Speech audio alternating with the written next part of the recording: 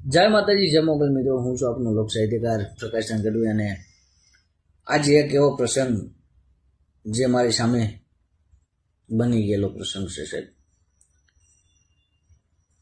કે રાજકોટની અંદર બજરંગવાડીની અંદર ઓયડાવાળી મોમાઈ કહેવામાં આવે છે. આમાં હિતેશ ભુવાની મોમાઈ કહેવામાં આવે છે.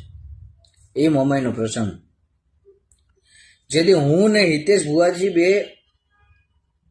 એક કામ માટે ઉભેલા, એના ઘર પાસે ઉભેલા ને ત્યારે બે દંપતી આવ્યા.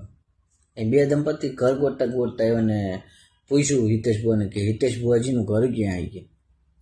એટલે હિતેશ ભુવા કે બોલો ને કે શું કામ હતું? કે હું પોતે જ છું કે હિતેશ ભુવાઈ કે ત્યારે કે ભુવાજી કે અમારા ઘરે કે અમારા ઘરે કે સંતાન નથી થતા કે અમારા ઘરે દીકરા નથી થતા કે.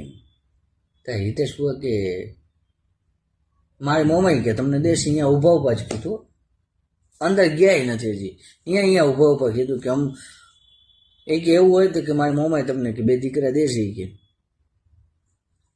હિતેશ ભુવાના મોઢામાંથી શબ્દ નીકળી ગયા. ઓલા બે દંપતી ગયા.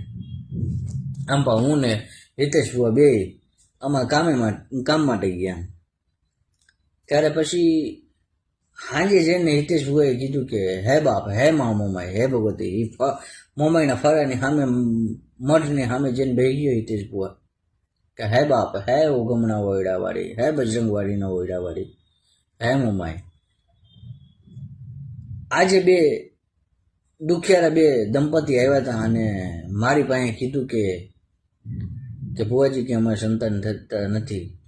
ત્યારે કે મેં એમ કીધું કે મારી મોમાઈ તમને દેશે કે, અને મોમાઈ એ હવે તારે દેવાનું છે. હું તો કારા માથીનો માનવી છું, હું તો બોલી ગયો, પણ માં તારે દેવાની છે.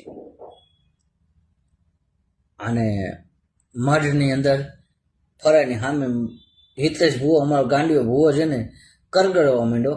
હે માં, હે ભગવતી, હવે તારે દેવાનું, હું તો કારા માથાનો માનવી, હવે જે છે તારે દેવાનું છે.